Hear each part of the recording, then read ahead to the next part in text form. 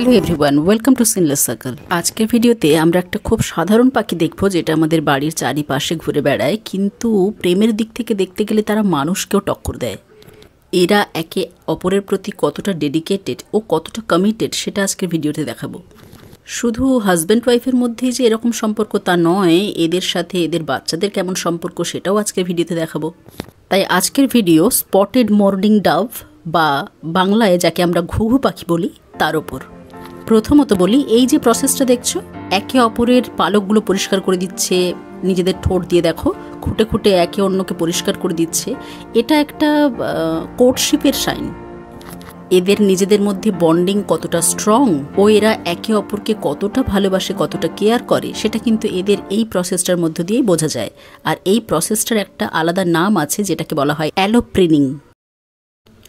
এদের সাধারণত দেখা যায় একজন পার্টনারের সাথে সারাটা জীবন কাটিয়ে দিতে, এবং এরা যখনই যা কিছু করে সেটা একসাথেই করে।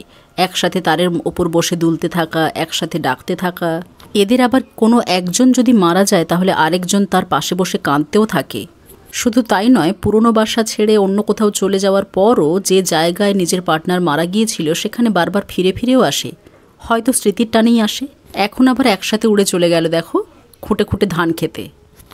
আর এদের খাওয়ার ধরনটাই দেখো কেমন, খুঁটে খুঁটে আর চারিদিকে ছড়িয়ে ছড়িয়ে খায়, মাঝখান থেকে বেছে বেছে খায় মনে হচ্ছে। এদের মধ্যে মেল আর ফিমেল চেনার উপায় হলো, যেটা সাইজে একটু বড় সেটা হলো মেল, আর যেটা একটু সরু টাইপের সেটা হলো ফিমেল। এছাড়াও বোঝার আরেকটা উপায় আছে, সেটা হচ্ছে গলার পেছনের দিকে যে স্পটগুলো থাকে এদের, সেটা যার যত বেশি পার্পল হবে এবং স্পটগুলো যত বেশি বড় হবে সেগুলো মেল হওয়ার সম্ভাবনা ততটাই বেশি হবে। ডিম পাড়ার পর থেকে বাচ্চা বড় হয়ে বাসা থেকে না উড়ে যাওয়া পর্যন্ত এদের শরীরে প্রচুর পরিমাণে খাবারের প্রয়োজন হয়। সেই কারণে দিনের বেশিরভাগ সময়ই এরা এইভাবে খুঁটে খুঁটে দানাশস্য, ধান, গম যা কিছু পায় সেগুলো খুঁটে খুঁটে খাওয়ার চেষ্টা করে। এরা ঘাসের দানাও প্রচুর পরিমাণে খায়। এছাড়া সূর্যমুখীর দানা খেতে খুব পছন্দ করে, মিলেট, এসব কিছু ওরা খায়। যারা আধ্যাত্মিকতায় বিশ্বাস করে তারা বাড়ির আশেপাশে এদেরকে দেখতে পেলেই ভাবে যে ঈশ্বরের আশীর্বাদ এসছে, কারণ অনেকের বিশ্বাস যে এদের মধ্য দিয়ে প্রেম, প্রীতি, ভালোবাসা, শান্তি ও ভালো মুহূর্ত আসতে চলেছে। আসলে এরা নিজেরাই ভীষণ শান্তিপ্রিয় পাখি, সে কারণে যেখানে নিরিবিলি বা নিস্তব্ধ জায়গা খুঁজে পায় সেখানেই ওরা বাসা তৈরি করতে শুরু করে, বিশেষ করে যখন ওদের ডিম পাড়ার সময় হয়। গরমের সময় বিশেষ করে মার্চ এপ্রিল মাসে এদেরকে বাড়ির আশেপাশে বেশি পরিমাণে ঘুরে বেড়াতে দেখা যায়, কারণ এই সময় এদের ডিম পাড়ার সময়। আর যখনই মুখে শুকনো কাঠি নিয়ে উড়ে বেড়াতে দেখবে তখনই বুঝবে তোমার বাড়ির কোনো না কোনো একটা নিরিবিলি ফাঁকা জায়গাতে কিন্তু ও অলরেডি বাসা তৈরি করতে শুরু করেছে। উপায় না থাকলে যদিও একই বাসাতে ওরা বারবার ডিম পাড়ে, তবে যদি উপায় থাকে তাহলে কিন্তু ওরা আলাদা আলাদা বাসা তৈরি করে সেখানে নতুন নতুনভাবে বাচ্চার জন্ম দেয়। বছরে প্রায় 6 বার এদেরকে বাসা তৈরি করে ডিম পাড়তে দেখা যায়। এখানে যেমন দেখলাম গ্রিলের ওপরেও বাসা তৈরি করেছে দেখো।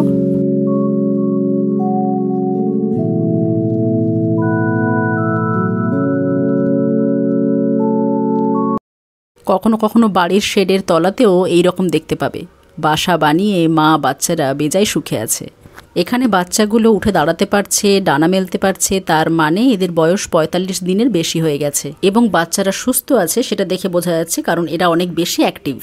যদি মুখ গুঁজে ঝিমিয়ে বসে থাকতো তাহলে বুঝতে হতো যে সেই বাচ্চার মরে যাওয়ার সম্ভাবনা অনেক বেশি। এদের ক্ষেত্রে দেখা যায় বাচ্চা মারা যাওয়ার পর মা বাবারা তার বডির পাশে প্রায় 1 সপ্তাহ ধরে কাঁদতে থাকে, একটানা সমানে মাথা ঝুঁকিয়ে ঝুঁকিয়ে খুব করুণ সুরে ডাকতে থাকে। সেই সময় অনেক সময় বাচ্চা অপুষ্টিতে মারা যায়, অনেক সময় দেখা যায় প্যারাসাইট ইনফেকশনের কারণেও বাচ্চা মারা যায়। এদের বাবা বা মা কেউ একজন বাসায় ফিরলে হয়, বাচ্চারা তাকে একদম শান্তিতে থাকতে দেয় না, কতক্ষণে ক্রপ মিল্ক খাবে তার জন্য নাজেহাল করে তোলে। মানুষের ক্ষেত্রে যেমন শুধুমাত্র মাই বাচ্চাকে খাওয়াতে সক্ষম হয়, কিন্তু ঘুঘু পাখিদের ক্ষেত্রে বাবা ও মা উভয়ই বাচ্চাকে খাওয়াতে সক্ষম, কারণ এক্ষেত্রে দুজনের শরীরেই ক্রপ মিল্ক তৈরি হয়। দেখো এখানে ডানা মেলতে পারছে, মানে কিছুদিনের মধ্যেই কিন্তু এরা বাসা থেকে উড়ে যাবে। চাইলে অবশ্য 12 দিনের পরই এরা বাসা ছেড়ে উড়ে যেতে পারে, কিন্তু সাধারণত এরা তা করে না, আরও বেশ কিছুটা সময় নেয়। তাই দেখো বাবা বা মায়ের মধ্যে কেউ যদি বাসা ছেড়ে চলে যায়, বাচ্চাগুলো কিভাবে তার যাওয়ার পথের দিকে তাকিয়ে থাকে।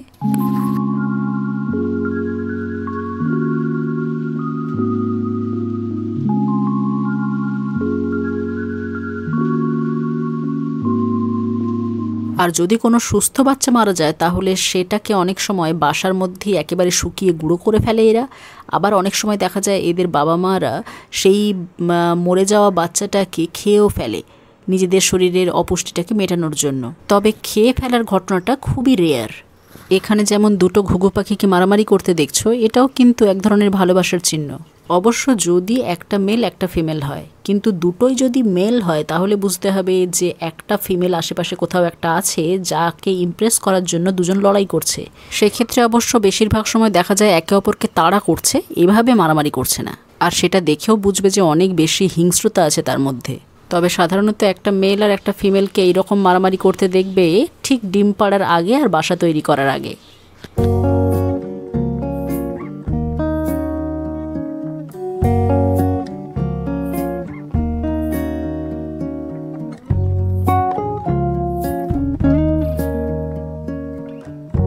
এখানে দেখো বাড়ির শেডের তলাতে একসাথে দুটো বাচ্চা হয়েছে এই বাসাটায়।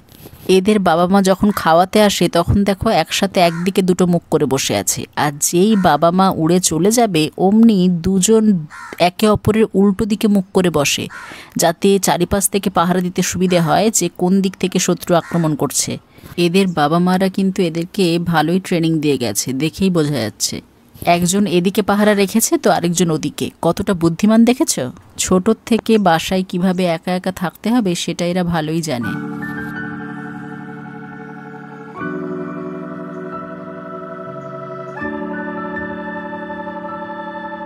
কখনো কখনো আবার যদি বাসার আশেপাশে কোনো শত্রুদের আক্রমণের সম্ভাবনা থাকে, সেক্ষেত্রে যদি কোনো বাচ্চাকে নিয়ে যাওয়া বাবা মার পক্ষে সম্ভব না হয়, অর্থাৎ যদি কোনো বাচ্চা বিকলাঙ্গ হয় বা অন্য কোনোভাবে অসুস্থ হয়, সেক্ষেত্রে তাকে বাসায় ফেলে রেখেই মা বাবা সেই বাসা ত্যাগ করে। আর যেহেতু একেবারে ছোট অবস্থাতে মা বাবার ওপরই বাচ্চারা নির্ভর করে খাওয়ারের জন্য, তাই খাওয়ার না পেলে স্বাভাবিক কারণেই এরা অনাহারে মারা যায়। এছাড়া বেশিরভাগ ক্ষেত্রেই দেখা যায় বড় বড় শিকারী পাখিদের হাতেই ছোট ছোট বাচ্চারা মারা পড়ে। কিন্তু যদি বাসার মধ্যে কোনো বাচ্চা মারা যায়, সেই বাচ্চার বডিকে ওর মা বাবা কি করে বাসা থেকে নিচে ফেলে দেয়, যাতে সেটার মধ্যে থাকা কোনো প্যারাসাইট ইনফেকশন রোদে শুকিয়ে নষ্ট হয়ে যায়। এইভাবে এদের মা বাবারা অসুস্থ বাচ্চাকে মেরে ফেলে বা বাসা থেকে সরিয়ে বাকি বাচ্চাদের বাঁচানোর চেষ্টা করে। সে কারণে অনেক সময় এদের বাসাতে শুকনো অবস্থায় কোনো বাচ্চার মৃতদেহ পড়ে থাকতে দেখা যায়। অনেক সময় তো শিকারী বড় পাখি আর সাপের হানাতে অনেক ছোট ছোট বাচ্চা মারাই যায়। আবার অনেক পরিণত পাখিরা বাসা ছাড়তেও বাধ্য হয়।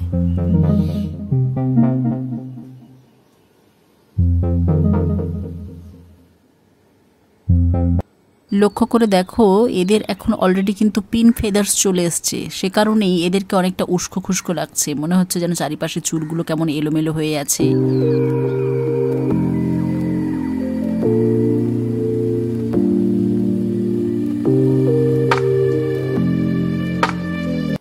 পিন ফেদার্স শরীরে এসে যাওয়া মানেই এরা নিজেদের শরীরে একেবারেই হাত দেওয়া পছন্দ করে না, তাই দেখো কামড়াতে যাচ্ছে। কারণ পিন ফেদার্স যদি কোনোভাবে ক্ষতিগ্রস্ত হয় তখন এরা খুব যন্ত্রণা অনুভব করে। এই বয়সটাতে এরা একটু অলসী হয়, যদিও 15 দিনের পর থেকে বাবা মার সাথে একসাথে উড়ে যাওয়ার জন্য এরা প্রস্তুত থাকে, কিন্তু উড়ে গেলেও আশেপাশে বাবা মার ঘোরাঘুরি করবে ঠিকই, কিন্তু নিজেরা খুঁটে খায় না। সে সময় বাবা মাকে দানা তুলে এনে ওদের মুখে দিয়ে দিতে হয়। তবে এদের বাবা মাও খুব চালাক। তারা কি করে, বাচ্চাদেরকে অ্যাক্টিভ করে তুলতে নিজেরা মাঝে মাঝে ইচ্ছে করে বাসাতে আর ফেরে না, যাতে খিদের জ্বালাতে এরা বাসা ছেড়ে বাইরে বের হয় আর নিজেরা নিজেদের শিকার করতে শুরু করে বা ঘাসের দানা খুঁটে খেতে শুরু করে। এভাবে বাবা মাও চেষ্টা করে এদেরকে আরও বেশি সক্রিয় করে তুলতে। তাই অনেক সময় লক্ষ্য করবে বাবা মা আশেপাশে ঘোরাঘুরি করলেও এদের শত চিৎকার শুনেও তারা খুব একটা পাত্তা না দিয়েই আবার উড়ে চলে যায়। যদিও এখন এদের বাবা মায়েরা এদেরকে দানা শস্য খাওয়ানো শুরু করে দিয়েছে, কিন্তু একেবারে ছোট অবস্থাতে শুধুমাত্র ক্রপ মিল্কই খেত। পায়রা ও ঘুঘুর মতো অনেক পাখিরই শরীরে ক্রপ থাকে। ক্রপ এক ধরনের ছোট্ট থলি বলা যায়, যেখানে খাওয়ার স্টোর করে রাখা যায়। পরিণত মেল এবং ফিমেল ডাভ বা এই ধরনের স্পটেড মর্নিং ডাভের গলাতেই থাকে ক্রপ। অনেক পাখির শরীরে ক্রপ থাকলেও সবাই কিন্তু ক্রপ মিল্ক তৈরি করতে পারে না, কিন্তু পায়রা ও ঘুঘুর ক্ষেত্রে এটা হয়। ডিম ফুটে বাচ্চা জন্মানোর ঠিক কয়েকদিন আগের থেকেই এদের ক্রপে ক্রপ মিল্ক তৈরি হতে শুরু করে। ক্রপ মিল্ক না লিকুইড না সলিড, মাঝামাঝি। যখনই বাচ্চাদের খিদে পায় তারা সরাসরি বাবা মায়ের মুখের মধ্যে নিজেদের লম্বা লম্বা ঠোঁটগুলো ঢুকিয়ে ক্রপ থেকে ওই সেমি সলিড যে ফুডগুলো বা ক্রপ মিল্ক সেটা পুরোপুরি সাক করে নেয়। কিন্তু যখন বাচ্চারা বড় হয়ে যায় আর দানাশস্য খেতে শিখে যায় তখন কিন্তু বাবা মায়ের শরীরে আর ক্রপ মিল্ক তৈরি হয় না। আসলে এটা তৈরি হয় ম্যাচিওর্ড ডাভ বা স্পটেড মর্নিং ডাভের শরীরে যে হরমোনাল চেঞ্জ হয় তার কারণে। কিন্তু এটা ঠিক যে ছোট ছোট বাচ্চাদের জন্য কিন্তু বাবা মায়ের এই ক্রপ মিল্ক ভীষণই ইম্পর্ট্যান্ট। যেমন মানুষের ক্ষেত্রে সদ্যজাত বাচ্চাদের জন্য মায়ের ব্রেস্ট মিল্ক ভীষণই ইম্পর্ট্যান্ট, ঠিক একইভাবে এই ক্রপ মিল্ক কী করে এই সমস্ত ছোট ছোট ঘুঘু পাখিদের বাচ্চাদের শরীরে ইমিউনিটি পাওয়ারটাকে অনেক বেশি বাড়িয়ে দেয়, অ্যান্টিঅক্সিডেন্ট এবং অ্যান্টিবডিতে ভর্তি করে শরীরটাকে। গরুর দুধের থেকে অনেক বেশি পরিমাণে নিউট্রিয়েন্টস, প্রোটিন ও ফ্যাট আছে এই ক্রপ মিল্কে। সে কারণে একেবারে ছোটোবেলাতে বাবা মা কতক্ষণে বাসায় ফিরবে আর বাবা মায়ের মুখ থেকে ওরা ক্রপ মিল্কটা খাবে সেটার জন্য কিন্তু অধীর আগ্রহে বসে থাকে ওরা। ছোট ছোট বাচ্চাদের শরীরেও ক্রপ থাকে, ওই যে ঠোঁটের ঠিক নিচে ফুলে থাকা অংশটা দেখছো ওই অংশটাকেই বলা হয় ক্রপ, যেটা ছোট অবস্থাতে এইরকম বলের মতো বাইরের দিকে ঠেলে বেরিয়ে আছে। তার কারণ এর মধ্যে পুরোপুরিভাবে খাওয়ার একদম জমা করে রাখা আছে। ক্রপ বা এই খাওয়ার জমা করে রাখার থলির মধ্যে খাওয়ার টেম্পোরারিভাবে জমা থাকে স্টোমাকে যাওয়ার আগে পর্যন্ত। যদি তুমি ওদের ঠোঁটের ওই নিচের ফুলে থাকা ক্রপটাতে হাত দিয়ে দেখো তাহলে দেখবে ভেতরে কিন্তু দানাশস্য একদম গিজগিজ করছে। যখন এদের শরীরের এই ক্রপ পুরোপুরি ভর্তি হয়ে যায়, অর্থাৎ খাওয়ার জমা করে রাখার এই থলিটা একেবারে ভর্তি হয়ে যায়, তখন এরা হাঁ করে খাওয়ার ইচ্ছে একেবারেই আর দেখায় না। এদের মা বাবারা জানে যে একেবারে ছোট অবস্থাতে বাচ্চারা তো সরাসরি মোটা দানাশস্য খেতে পারবে না, সেই কারণে দানাশস্যগুলোকে হাফ ডাইজেস্ট করে রাখে নিজেদের শরীরে, যাতে ক্রপ মিল্কের মধ্য দিয়ে সেই খাওয়ার খুব সহজে বাচ্চারা খেতে পারে। অনেকক্ষণ হয়ে গেছে এদের বাবা মা বাসা ছেড়ে গেছে খাবার খুঁজতে, মনে হয় এবার চলে আসবে, তাই আমাকে এখান থেকে সরে যেতে হবে, কারণ আমাকে বাসার এত কাছাকাছি দেখলে তারা হয়তো ভয়ে আর বাসাতে নাও ফিরতে পারে। সেক্ষেত্রে এই সমস্ত বাচ্চারা কিন্তু খাওয়ার না পেয়ে বা বাবা মা সঠিক যত্ন না পেয়ে মারাও যেতে পারে বা অনেক বেশি মুশকিলে পড়তে পারে। তাই আজকের ভিডিও এই পর্যন্ত। নেক্সট ভিডিওতে নতুন কোনো টপিক নিয়ে আবার দেখা হচ্ছে। Thanks for watching.